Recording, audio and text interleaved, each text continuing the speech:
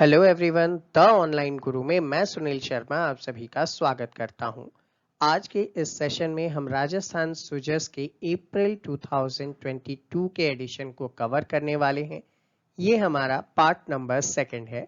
Already 50% of the magazine हमने part 1 में आपके लिए कवर किया हुआ है, जो आपको हमारे चैनल पे मिल जाएगा। ऐसे ही रेगुलर इंफॉर्मेटिव सेशंस के लिए आप हमारे चैनल को सब्सक्राइब करके बेल आइकन प्रेस करना मत भूलिएगा। साथ ही साथ आपके जितने भी फ्रेंड्स हैं जो इन एग्जामिनेशंस के लिए प्रिपेयर कर रहे हैं, उन सभी के साथ भी इन सेशंस को शेयर अवश्य कीजिएगा। आज का सेशन स्टार्ट करने से पहले मैं आप सभी को अनअकैडमी से इंट्रोड्यूस करवाना चाहूँगा। ये इंडिया का लार्जेस्ट लर्निंग प्लेटफॉर्म है, जिसकी मदद से आप राजस्थान के एग्जाम्स इजीली क्रैक कर सकते हैं। इसके लिए आपको नीचे डिस्क्रिप्शन में दिए गए लिंक से अनअकैडमी लर्निंग ऐप इंस्टॉल करना है। देन आफ्टर अपने मोबाइल नंबर से आगे बढ़ेंगे। गोल में आप आरपीएससी सिलेक्ट करेंगे, लैंग्वेज सिलेक्ट करेंगे और फ्री ऑनलाइन क्लासेस के लिए रेफरल कोड आप यूज करेंगे। अनअकैडमी लेकर आया है आपके लिए स्कॉलरशिप फ्री टेस्ट सीरीज, जो कि आरएएस एग्जामिनेशन के लिए है। अगर आप इसके लिए प्रिपरेशन करते हैं तो इन टेस्ट सीरीज को जरूर अटेंड कीजिएगा, और अगर आप इनमें रैंक होल्डर्स हैं तो आपके लिए अट्रैक्टिव रिवॉर्ड्स भी यहाँ पे रखे गए हैं। अनअकैडमी से जुड़ने से आपको वेरियस बेनिफिट्स मिल सकते हैं, लाइक अपने घर से आप लाइव सेशंस के थ्रू पढ़ सकते हैं। अनलिमिटेड एक्सेस है आपका सभी कोर्सेज के लिए। टॉप एजुकेटर्स इंडिया के आपको यहाँ पे मिल जाएंगे। कंप्लीट सिलेबस कवर होगा। एग्जाम वाइज प्रिपेयर कर सकते हैं। रेगुलर डाउट क्लियरिंग सेशंस भी हैं। लाइव टेस्ट सीरीज भी है। आपको पीडीएफ फॉर्मेट में स्टडी मटेरियल भी मिलते हैं। आंसर राइटिंग सेशन भी है और मेंटरशिप गाइडेंस तो ऑलवेज आपको अवेलेबल करवाई ही जाती है। सो अनअकैडमी में वेरियस एग्जाम के लिए बैच कोर्सेज उपलब्ध हैं, जिनको आप अपने कोर्स के अकॉर्डिंग ऐड कर सकते हैं, जैसे कि RAS second grade, first grade teacher, video etcetera etcetera, और भी वेरियस एग्जामिनेशंस के लिए बैच कोर्सेज आपके पास उपलब्ध है। और जब भी आप सब्सक्रिप्शन लेते हैं तो सब्सक्रिप्शन के समय हमारा कोड ऑनलाइन गुरु यूज करेंगे तो 10% आपको इंस्टेंट डिस्काउंट भी वहां पे मिल जाएगा।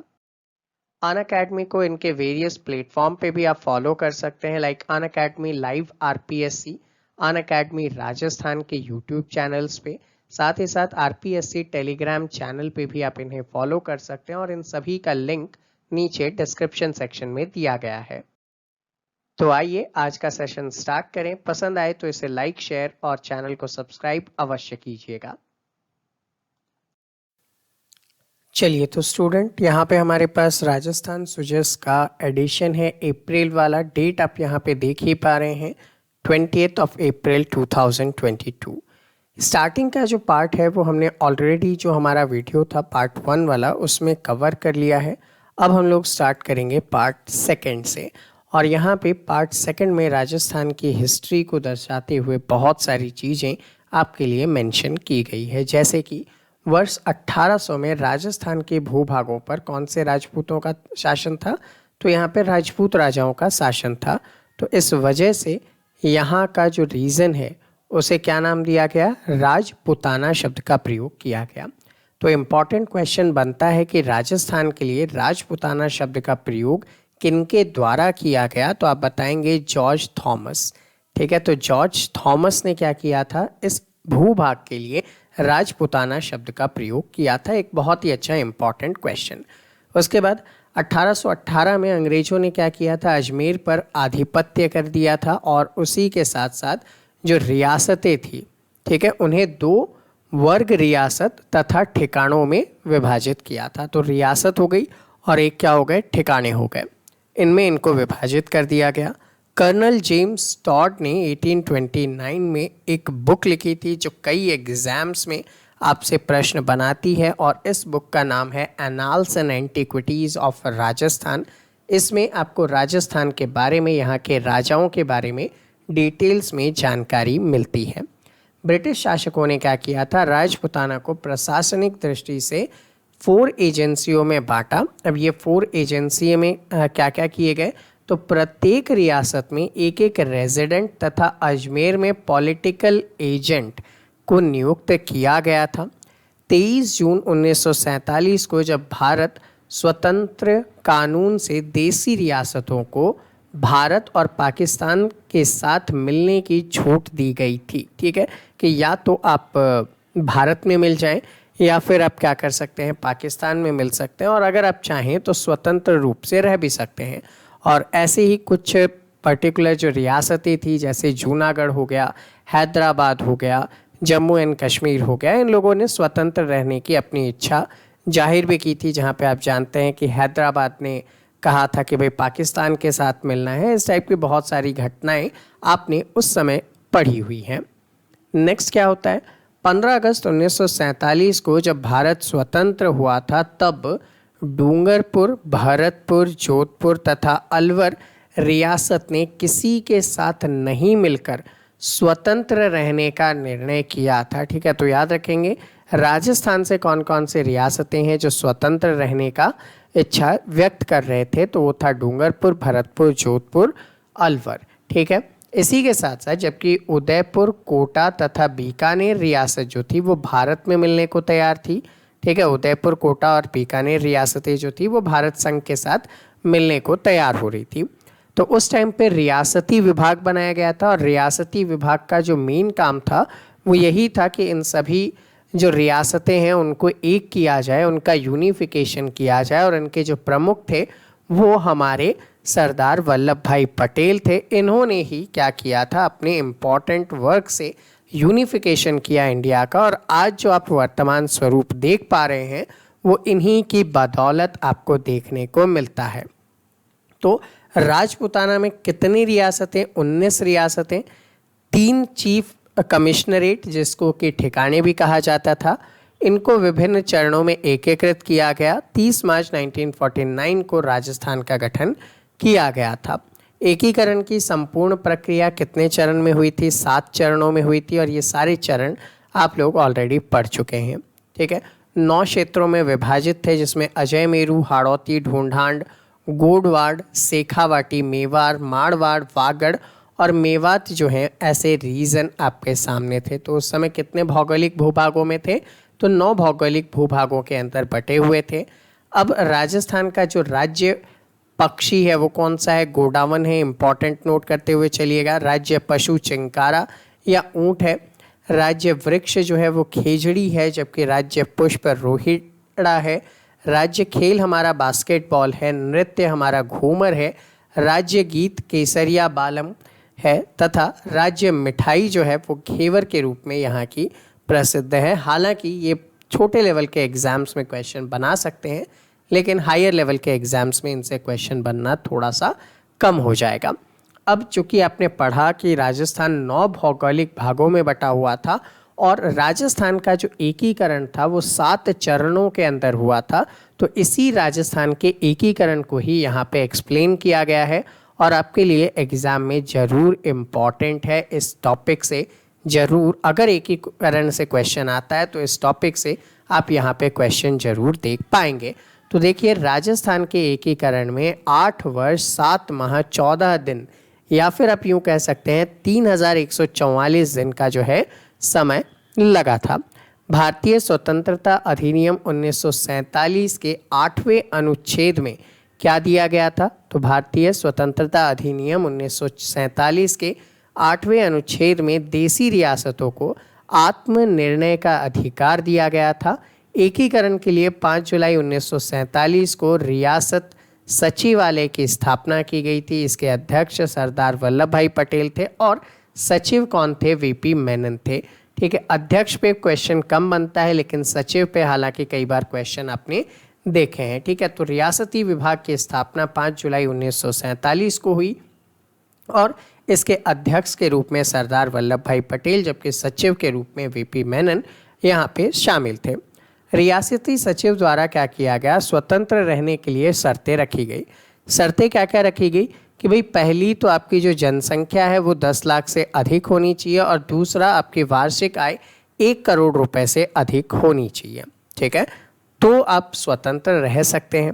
अब उस समय इन शर्तों को पूरा करने वाली राजस्थान में 4 रियासतें थी, जो कि जयपुर, जोधपुर, उदयपुर और बीकानेर थे। तो अब ये जो थे वो स्वतंत्र रहने की डिमांड कर सकते थे। स्वतंत्रता प्राप्ति से पूर्व वर्तमान राजस्थान 19 देसी रियासत और 3 ठिकानों के अंदर बटा हुआ था। एकीकरण की प्रक्रिया 1948 से आरंभ हुई और 1956 तक चली। टोटल कितने चरण थे? 7 चरण थे। तो आप इजीली देख पा रहे हैं, बहुत इंपॉर्टेंट क्वेश्चन है। पहला, प्रथम चरण। प्रथम चरण को क्या संज्ञा दी गई? मत्स्य संघ की संज्ञा दी गई। 27 फरवरी 1948 को अलवर, भरतपुर, धौलपुर, करौली रियासतों का एकीकरण किया गया और 18 मार्च 1948 को मत्स्य संघ की स्थापना हुई, जिसका उद्घाटन किसने किया? खनिज और विद्युत मंत्री NV गाडगिल यानी कि नरहरि विष्णु गाडगिल जी ने किया था। और इसकी जो राजधानी थी वो अलवर बनाई गई तथा राज प्रमुख धौलपुर के जो महाराजा थे उदयभान सिंह, उन्हें बनाया गया था। अब आपके सामने एक इंटरेस्टिंग फैक्ट अगर मैं रखूं कि इसका नाम मत्स्य संघ क्यों रखा गया, ठीक है, तो ये वाला जो रीज़न था वो मत्स्य जनपद रहा हुआ था और इस वजह से इसका नाम मत्स्य संघ रख दिया गया था। नेक्स्ट आता है दूसरा चरण। दूसरा चरण को नाम दिया गया पूर्वी राजस्थान। अब ये कब हुआ? 25 मार्च 1948। कौन सा? हाड़ौती क्षेत्र, कोटा, बूंदी, झालावाड़, इसी के साथ टोंक, किशनगढ़, प्रतापगढ़, डूंगरपुर, बांसवाड़ा, शाहपुरा रियासत को मिलाकर पूर्व राजस्थान का निर्माण किया गया। अब यहाँ पे आपके सामने एक इम्पॉर्टेंट फैक्ट आता है कि अगर ऐसा क्वेश्चन बनाया जाए कि एकीकरण के समय पहली रियासत जिसने एकीकृत हुई, तो शाहपुरा रियासत आपका प्रश्न बनेगा। नाम क्या दिया गया? पूर्वी राजस्थान नाम दिया गया। इसकी राजधानी किससे बनाई गई? कोटा को इसकी राजधानी बनाई गई, जबकि महारावल श्री भूम सिंह को क्या किया गया? राज प्रमुख बनाया गया और इसका उद्घाटन किसने किया? नरहरि विष्णु गाडगिल या NV गाडगिल ने किया था। ये एज इट इज़ फैक्ट है जिन पे क्वेश्चन आपको देखने को मिल जाते हैं। तीसरा चरण, नाम क्या रखा? संयुक्त राजस्थान। कब? तो उदयपुर रियासत को मिला दिया गया। किस में मिलाया गया? पूर्वी राजस्थान के अंदर। तो तीसरा चरण 2 प्लस उदयपुर से मिलकर बना। कब बना? 18 अप्रैल 1948 को। नया नाम क्या रखा गया? संयुक्त राजस्थान, क्योंकि 2 को मिलाया तो संयुक्त कर दिया। और राजधानी अब क्या कर दी गई? उदयपुर कर दी गई। भोपाल सिंह जी को राज प्रमुख और कोटा के महारावल को उप राज प्रमुख बनाया गया। भाई 2 को मिला रहे हो तो दोनों को संतुष्ट भी करना होगा, ठीक है। मंत्रिमंडल का गठन माणिक्यलाल वर्मा के नेतृत्व में हुआ था। चौथे चरण पे आते हैं। चौथा चरण जो है जिसे कहा जाता है वृहत राजस्थान। अब राजस्थान में चौथा चरण 14 जनवरी 1949 उदयपुर सरदार वल्लभ भाई पटेल ने जयपुर, बीकानेर, जोधपुर, लावा भी क्या है? ठिकाना है, और जैसलमेर रियासत को वृहद राजस्थान में सैद्धांतिक रूप से सम्मिलित होने की घोषणा कर दी। तो ये क्या बन गए? वृहद राजस्थान बन गए। अब बीकानेर रियासत ने सर्वप्रथम भारत में विलय किया। इंपॉर्टेंट फैक्ट है, ये याद रख लीजिएगा, ठीक है। कौन सी रियासत जो सर्वप्रथम भारत में विलय किया? तो वो बीकानेर रियासत आपके सामने आ जाएगी। इसकी राजधानी जयपुर और उदयपुर के महाराणा भूपाल सिंह जी को महाराज प्रमुख, जयपुर के महाराजा मान सिंह जी को राज प्रमुख और कोटा के महारावल भीम सिंह को उपराज प्रमुख बनाया गया। तो अलग अलग बड़े बड़े जब आप रियासतों को मिलाते हैं तो उनको सांत्वना देने के लिए आपको करना ही पड़ता है। पांचवा चरण जिसको नाम दिया गया संयुक्त विशाल राजस्थान, 15 मई 1949 मत्स्य संघ पहले आप देख चुके हैं, इसमें विशाल राजस्थान में विलय कर दिया गया, ठीक है, और यहाँ पे इसका निर्माण किया गया। षष्ठम या 6th चरण की बात करें जो कि वर्तमान राजस्थान है, यहाँ पे राजस्थान के एकीकरण की प्रक्रिया चल रही थी। उसी समय सिरोही रियासत के शासक जो थे वो नाबालिग थे। इस कारण सिरोही रियासत का जो कामकाज था वो दोवगढ़ की महारानी की अध्यक्षता में एजेंसी कैंसिल देख रही थी, जिसका गठन भारत की सत्ता हस्तांतरण के लिए किया गया था, ठीक है। इंपॉर्टेंट है, ये इकलौती ऐसी जगह आप देखेंगे जहाँ के राज प्रमुख जो हैं वो नाबालिग थे। सिरोही रियासत के इस एक हिस्से जो कि क्या है आबू देलवाड़ा को है, इसको लेकर विवाद था। विवाद ऐसा था कि इस विवाद को सुलझाया गया 26 जनवरी 1950 को संयुक्त विशाल राजस्थान में विलय हो जाने पर इसका नाम राजस्थान कर दिया गया। 7वां और आखिरी चरण, यहाँ पे क्या हुआ? 1955 की सिफारिशों के आधार पर, कौन सा सिफारिश? राज्य पुनर्गठन आयोग की सिफारिशों के आधार पर 1 नवंबर 1956 को राज्य पुनर्गठन अधिनियम लागू हो जाने से अजमेर मेरवाड़ा आबू तहसील को राजस्थान में मिलाया गया। तो अजमेर मेरवाड़ा सबसे लास्ट में मिल रहा है, माउंट आबू की आबू तहसील को यहाँ पे मिलाया गया और इसमें भौगोलिक क्षेत्र में कुछ परिवर्तन किए गए थे, जैसे कि मध्य प्रदेश में शामिल हो चुका सुनेल टप्पा जो क्षेत्र था वो राजस्थान के झालावाड़ में मिलाया गया था और झालावाड़ जिले का जो सिरनौज था उसे मध्य प्रदेश को दिया गया। तो इसमें हमने एमपी के साथ जगहों की अदला बदली भी यहाँ पे की थी। तो इस प्रकार से ये 7 चरण हैं जो बहुत ज़्यादा इम्पॉर्टेंट हैं, उनको आप लोगों को यहाँ पे याद रखना है। अब बजट की अगर बात करें तो देखिए, बजट जब पेश किया गया था तो एक डेटा आपको दिया गया था कि 30% हिस्सा जीडीपी के अंदर हमारा किसका है, कृषि का है, जबकि लगभग 85 लाख परिवार जो है इससे जीवन यापन करते हैं। ये इम्पॉर्टेंट फैक्टर। अब कृषि बजट में 11 मिशन रखे गए थे और इन 11 मिशन को ही हमने बजट वाले सेशन में अलग से डिटेल के अंदर चर्चा की है, तो आप लोग उसे वहाँ से भी देख सकते हैं। यहाँ नाम हाईलाइट कर लेते हैं। पहला तो राजस्थान सूक्ष्म सिंचाई परियोजना, दूसरा जैविक खेती, तीसरा बीज उत्पादन वितरण, ठीक है। चौथा जो है आपके सामने आया मिलेट प्रोत्साहन। उसके बाद अगर आप देखेंगे तो राजस्थान संरक्षित खेती, फिर राजस्थान उद्यानिकी विकास और राजस्थान फसल सुरक्षा, राजस्थान भूमि उर्वरता मिशन, ठीक है। तो ये टोटल, और इसी के साथ खाद्य प्रसंस्करण मिशन, तो ये टोटल 11 मिशन हो गए जिसको बजट के थ्रू पेशकश की गई थी और बजट के थ्रू ये घोषित की गई थी कि इनकी वृद्धि की जाएगी।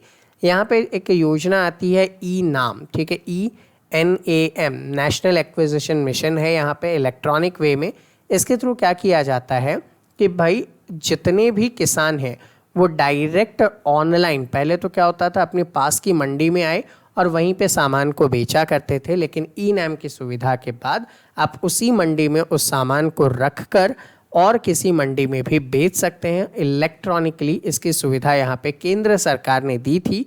तो देखते हैं राज्य सरकार ने इसमें क्या क्या उपलब्धि हासिल की। तो राज्य ने यहाँ पे अगर देखा जाए तो आर्थिक समीक्षा 2021-22 के अनुसार राजस्थान में देश का 78.62% ग्वार, 46.28% सरसों, 45.56% बाजरा, ठीक है, 23% चना, 19% दालों का उत्पादन होता है। तो मतलब इन चीज़ों के उत्पादन में अपना बहुत अच्छा स्थान है, ठीक है। सर्वाधिक सिंचाई कहाँ से होती है, कुएं और नलकूप से होती है। याद कीजिए RAS 2013 का पेपर, जहाँ पे यही चीज़ पूछ ली गई थी कि सिंचाई के जो सर्वश्रेष्ठ साधन है वो राजस्थान में कौन से हैं, तो कुएं और नलकूप यहाँ पे आपका आंसर हो जाएगा। आर्थिक समीक्षा 21-22 के अनुसार अगर देखें तो राजस्थान का जो भौगोलिक क्षेत्रफल है 342.68 लाख हेक्टेयर, इसमें से शुद्ध बोया गया क्षेत्र लगभग 52% है, ठीक है। 52% क्षेत्रफल पे हम लोग कृषि का जो कार्य है वो यहाँ पे कर रहे हैं, ठीक है। 1961 राजस्थान कृषि विपणन अधिनियम पारित किया गया था जो 1964 में लागू हुआ। कृषि विपणन क्या है, मार्केटिंग से रिलेटेड है। आपका जो क्रॉप है उसे कैसे कहाँ पे मार्केटिंग की जाए उससे रिलेटेड है। तो राज्य सरकार ने नेशनल एग्रीकल्चर मार्केट NAM जो स्कीम है मंडी पोर्टल की शुरुआत की और उसके थ्रू ऑनलाइन मेथड में आप क्या कर सकते हैं, यहाँ पे ट्रेडिंग कर सकते हैं, ठीक है। इसके थ्रू यहाँ पे ट्रेडिंग की गई और वर्तमान में 144 मंडियाँ जो हैं राजस्थान में क्या है, ऑनलाइन नेटवर्क से जुड़ चुकी हैं। यहाँ पे 14 अप्रैल 2016 को कोटा जिले के रामगंज मंडी को से राष्ट्रीय कृषि बाजार या ई-नाम जो है वो पायलट प्रोजेक्ट के थ्रू स्टार्ट किया गया था और वर्तमान में 144 हो चुकी है। तो ये भी आपको याद रखना है कि राजस्थान में ई-नाम की शुरुआत कहाँ से हुई थी, तो कोटा जिले का रामगंज मंडी जो है वो इसमें सबसे पहले जुड़ा गया था। नेक्स्ट इम्पॉर्टेंट फैक्टर की तरफ आगे बढ़ते हैं। तो यहाँ पे भीमराव अंबेडकर जी का उल्लेख किया गया है, चूँकि आप जानते ही हैं यहाँ पे भीमराव अंबेडकर जी की जयंती गई थी 14 को, तो उनसे रिलेटेड चीज़ें यहाँ पे लिखी गई हैं। अब इनसे रिलेटेड चीज़ों को अगर आप लोग देखना स्टार्ट करते हैं तो इम्पॉर्टेंट क्या है, जाति का उन्मूलन पुस्तक उन्होंने लिखी थी। तो इनकी प्रमुख पुस्तक का नाम क्या है, जाति का उन्मूलन। दूसरा आप देखेंगे यहाँ पे शिक्षित बनो, संगठित रहो और संघर्ष करो जैसे नारे इनके यहाँ पे फेमस है। शिक्षा शेरनी का दूध है, ऐसे इंपॉर्टेंट स्लोगन्स जो हैं वो इन्होंने यहाँ पे उपलब्ध करवाए थे। अब एक एंशंट सभ्यता की अगर बात की जाए तो देखिए एंशंट सभ्यता में आपके पास आ जाएगा चंद्रावती सभ्यता। ठीक है, चंद्रावती सभ्यता कहाँ देखने को मिली? माउंट आबू के पर्वतों के पास आपको देखने को मिलती है और यहाँ पे बहुत सारे भित्ति चित्र आपको देखने को मिलेंगे जो कि सिंधु घाटी सभ्यता से भी प्राचीन होने का अनुमान है। भित्ति चित्र का मतलब क्या होता है? गुफाओं वगैरह पे दीवारों पे जब पेंटिंग की जाती है तो उन्हें कहा जाता है भित्ति चित्र। तो यहाँ पे आपको बहुत सारे भित्ति चित्र देखने को मिलेंगे। सेम एज ये जो चंद्रावती नगरी है, ये कहा जाता है कि लगभग 57 ईसा पूर्व मौर्य गवर्नर राजा पांडु के द्वारा इसकी स्थापना की गई थी। तो राजा पांडु मौर्य शासक से रिलेटेड है, 57 ईसा पूर्व के आसपास इसकी स्थापना मानी जाती है। ठीक है, ये आपको याद रखना है। दूसरी चीज़ यहाँ पे बहुत सारे चीज़ें देखने को मिली जैसे कि जैन मंदिर हो गए, 11वीं-12वीं शताब्दी में आपको देखने को मिलेगा। ठीक है, उपदेश सप्तशती ग्रंथ भी आपको यहाँ पे देखने को मिलेगा। ये सारे जो प्लेसेस हैं वो आपको इसी सभ्यता से रिलेटेड यहाँ पे दर्शाई जा रही है। यहाँ पे सिंधु राज, उत्पल राज, कृष्ण राज, धरणी, वराह वगैरह के शासक हैं, उनके बारे में यहाँ पे जानकारी मिलती है। कर्नल टॉड, जिनको कि घोड़े वाले बाबा भी आप लोग कहते हैं, तो कर्नल टॉड ने इस नगरी के अवशेषों के बारे में लिखा था कि यहाँ विभिन्न आकार प्रकार वाली 20 इमारतें थी। 138 मूर्तियों में त्र्यंबक यानी कि 3 मुख वाली आकृति, घुटने पर बैठी हुई स्त्री, 20 भुजाओं वाले शिव जिनके बाईं तरफ एक महिष है और दाहिने पैर जो है वो उठाकर गरुड़ जैसी आकृति पे रखा गया है, ये आपको देखने को यहाँ पे मिलता है। तो ये प्रमुख चीज़ें हैं जो आपको यहाँ पे देखने को मिलती है और ऐसा माना जा रहा है कि ये सिंधु घाटी सभ्यता से भी पुरानी सभ्यता हो सकती है। मूक बधिर कल्याण के लिए जोधपुर के अंदर क्या किया गया था? मूक बधिर कल्याण समिति का गठन किया गया था। कब किया गया था? 1982 के अंदर किया गया था, जिसके प्रथम जो पर्सन थे वो अशोक गहलोत जी थे। तो उनके बारे में यहाँ पे बताया गया। यहाँ पे 2021-22 के बजट प्रस्ताव के अंदर क्या किया गया था? इसे महाविद्यालय में क्रमोन्नत कर दिया गया और सरकार ने, कॉलेज शिक्षा निदेशालय ने भी इसे क्या कर दिया? अपना परमिशन जारी कर दिया है। नेक्स्ट आया चूरू। चूरू जो जिला है वहाँ पे चूँकि आप जानते हैं कि खारा और लवणीय जल है और जल की बहुत कमी है और विशिष्ट रूप से यहाँ पे गर्मी है, तो इस रीज़न के जो किसान हैं वो अब क्या कर रहे हैं? वो झींगा की खेती कर रहे हैं। ठीक है, चूँकि जो ब्लू इकोनॉमी होती है जहाँ पे आप एक्वा कल्चर करते हैं, आपके जल से रिलेटेड यहाँ पे काम करते हैं और मछली पालन वगैरह करते हैं, तो उसको भी खेती ही कहा जाता है। तो ये लोग क्या करते हैं? झींगा मछली का उत्पादन यहाँ पे विशिष्ट मात्रा में करते हैं और ये जो झींगा मछली है ये एक्सपोर्ट की जाती है ऑस्ट्रेलिया, अमेरिका, सऊदी अरब जैसे देशों के अंदर। इसके अंदर protein, vitamin, nutrition and omega 3 जो है वो भरपूर मात्रा में पाई जाती है। तो कौन सा जगह इसके लिए फेमस है? चूरू जिले का राजगढ़ ब्लॉक जो है वो इसके लिए फेमस है। ठीक है, यहाँ पे आप उसकी इमेज भी देख पा रहे हैं झींगा मछली से रिलेटेड और यहाँ पे ये काम किया जाता है। नेक्स्ट यहाँ पे आता है कि आवाज़ दो के नाम से एक एप्लीकेशन लॉन्च किया गया था अगस्त 2021 के अंदर और ये जो एप्लीकेशंस हैं ये वुमेंस एंड गर्ल्स को सिक्योरिटी प्रोवाइड करने का काम करता है। तो अगर आप कभी ट्रैवल कर रहे हो और बस वगैरह में किसी अनजान व्यक्ति द्वारा महिलाओं को परेशान किया जाए तो आप इस एप्लीकेशन का यूज़ कर सकते हैं और इसके थ्रू इंस्टेंट आपको पुलिस सपोर्ट जो है वो उपलब्ध करवाएगी। सेम एज हेल्पलाइन नंबर 1090 पे भी आप लोग क्या कर सकते हैं? कॉल कर सकते हैं। तो ये आप लोगों के लिए इम्पॉर्टेंट होगा। नेक्स्ट स्कीम यहाँ पे चलाई गई जिसका स्लोगन ही रखा गया, चुप्पी तोड़ो सयानी बनो। इस स्कीम के अंदर क्या है? जो मेंस्ट्रुअल साइकिल है उसके बारे में, माहवारी चक्र के बारे में अवेयर करना, गुड टच बैड टच से रिलेटेड जो संवेदनशील विषय हैं उनके बारे में जागरूक करने के लिए ये स्कीम चलाई गई थी। उड़ान योजना के साथ इसे चलाया गया था। उड़ान योजना आप सभी जानते हैं जिसके थ्रू फ्री सैनिटरी नैपकिन जो है वो गवर्नमेंट की तरफ से डिस्ट्रीब्यूट किए जा रहे थे। तो ये इम्पॉर्टेंट हो जाएगा महिलाओं से रिलेटेड विकास में। नेक्स्ट अंतर्राष्ट्रीय महिला दिवस। आपसे क्वेश्चन पूछूंगा, आप नीचे कमेंट सेक्शन में कमेंट करके बताइए कि किस दिन अंतर्राष्ट्रीय महिला दिवस मनाया जाता है। यहाँ पे क्या किया गया, मधु सखी झालावाड़ी शहद का शुभारंभ किया गया। सेल्फ हेल्प ग्रुप के थ्रू ये एक ब्रांड बनाया गया है जिसके थ्रू ये लोग क्या करती हैं, ये महिलाएं आपस में ही अपने खेत और आसपास के जो रीजन है वहाँ पे शहद उत्पादन कर रही हैं और ये उनकी ब्रांडिंग एंड पैकेजिंग आप यहाँ पे देख पा रहे हैं। नेक्स्ट, ग्रहों से रिलेटेड अगर बात करें तो आप इस सीज़न में क्या कर सकते हैं, इवनिंग टाइम पे बुध को देख सकते हैं, शुक्र, मंगल, बृहस्पति और शनि जैसे ग्रहों को आसमान में आसानी से देख पाएंगे। ठीक है, ये विशिष्ट खगोलीय घटना के रूप में है। नेक्स्ट आ जाता है फाल्गुन उत्सव। तो देखिए, वर्ष का जो अंतिम मेला होता है वो कहाँ लगता है, बांसवाड़ा के दोहद मार्ग में स्थित बड़ौदिया से कुछ दूर घोटिया अम्बा के जंगलों में लगता है, जिसको कि आप लोग घोटिया अम्बा मेला के रूप में भी जानते हैं। ये मेला कब लगता है, तो फाल्गुन कृष्ण त्रयोदशी के दिन लगता है। इम्पॉर्टेंट नोट कीजिएगा क्योंकि आजकल का जो ट्रेंड है क्वेश्चंस में वहाँ पे हिंदी मंथ ही आपसे पूछी जाती है जो कि जनरली सभी को याद नहीं होती। तो यहाँ पे आपको ये याद रखना है, फाल्गुन माह के कृष्ण पक्ष की त्रयोदशी के दिन क्या किया जाता है, ये मेला प्रारंभ होता है।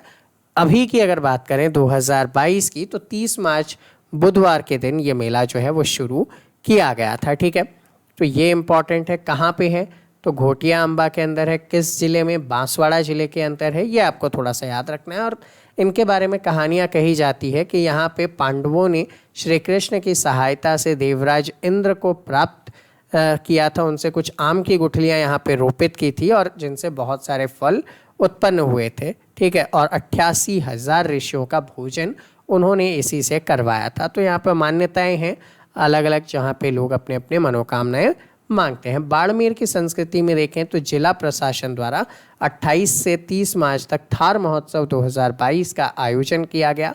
कब, 28 से 30 मार्च। कौन सा महोत्सव, थार महोत्सव। कहाँ मनाया जाता है, बाड़मेर के अंदर मनाया जाता है। ये 3 फैक्ट ही आपके लिए इम्पॉर्टेंट है। नेक्स्ट अगर आप देखेंगे तो राजस्थान का जो है एक विशिष्ट ग्रह है जिसको नाम दिया जाता है बीकानेर हाउस। कहाँ पे है ये, नई दिल्ली के अंदर है। वहाँ पे राजस्थान से संबंधित कार्यक्रम जो है वो दर्शाए जाते हैं नेशनल लेवल पे। और जितने भी विद्यार्थीगण हैं जो दिल्ली वगैरह में कोचिंग कर रहे हैं तो उनके लिए भी ये फ्री रूप में क्या होता है, रुकने की व्यवस्था यहाँ पे उपलब्ध करवाता है। तो यहाँ पे भी बहुत सारे आयोजन किए गए, उनके बारे में बताया गया। नेक्स्ट इम्पॉर्टेंट यहाँ पे और आगे बढ़ते हैं तो समाज सुधारक योग पुरुष थे महात्मा ज्योतिबा फूले। ठीक है, ज्योतिबा फूले का जो जन्म था वो 11 अप्रैल के दिन हुआ था। उनसे रिलेटेड यहाँ पे चीज़ें हैं। उनकी माता का नाम चिमनाबाई, जबकि पिता जो थे वो गोविंद राव थे।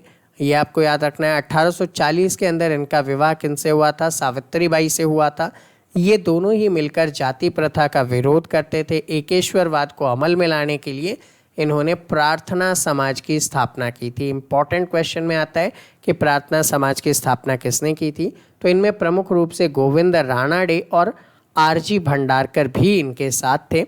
इन्होंने स्त्री शिक्षा, महिला शिक्षा से रिलेटेड बहुत सारे काम किए और महाराष्ट्र में सबसे पहली महिला शिक्षा और अछूतोद्धार का कार्यक्रम इन्होंने स्टार्ट किया और इससे रिलेटेड पुणे में लड़कियों के लिए पहला विद्यालय खोला गया। तो भारत में महिलाओं के लिए प्रथम विद्यालय पुणे के अंदर खोला गया था। यहाँ पे इनके समाज से रिलेटेड जो काम है, अछूतोद्धार के लिए इन्होंने जो काम किए, उन वजह से इन्हें महात्मा की उपाधि दी गई थी। ठीक है, क्या उपाधि दी गई थी, महात्मा की उपाधि यहाँ पे दी गई थी। यहाँ पे इनका जो डेथ है वो 28 नवंबर 1890 के दिन पुणे में ही हो गया था। इतिहास में अगर आप देखें तो मूसी महारानी की जो छतरी है वो स्थापत्य कला से विशिष्ट है, जानी जाती है। किस जगह पे है, तो अलवर के अंदर ये स्थित है। ठीक है, राजस्थान का सिंह द्वार कहते हैं किसको, अलवर को कहते हैं। यहाँ पे आपको देखने को मिलेगा 80 खंभों पे स्थित मूसी महारानी की छतरी भव्य कलात्मकता के रूप में जानी जाती है। 1815 से 41 के मध्य महाराजा जो विनय सिंह थे उनके बख्तियार सिंह, महाराजा विनय सिंह ने महाराजा बख्तियार सिंह और मूसी महारानी की स्मृति में इसका निर्माण करवाया था। तो किन किन के निर्माण याद में, तो बख्तियार सिंह और मूसी महारानी के याद में किसने बनवाया था, तो विनय सिंह जी ने इसका निर्माण करवाया था। ये आप लोगों के लिए इम्पॉर्टेंट हो सकता है और यहाँ पे कई मूवीज़ वगैरह के लिए भी शूटिंग की जाती है। तो ये था हमारा पूरा एंटायर एडिशन। आई होप आप सभी को हेल्प करेगा, और अगर एग्ज़ाम में आपको इससे हेल्प मिलती है तो इन सेशंस को लाइक और शेयर ज़रूर कीजिएगा। और ऐसे ही सेशंस देखने के लिए हमारे चैनल को सब्सक्राइब करके बेल आइकन प्रेस करना मत भूलिएगा। तो मिलते हैं आपसे अगले सेशन में, तब तक के लिए जय हिंद।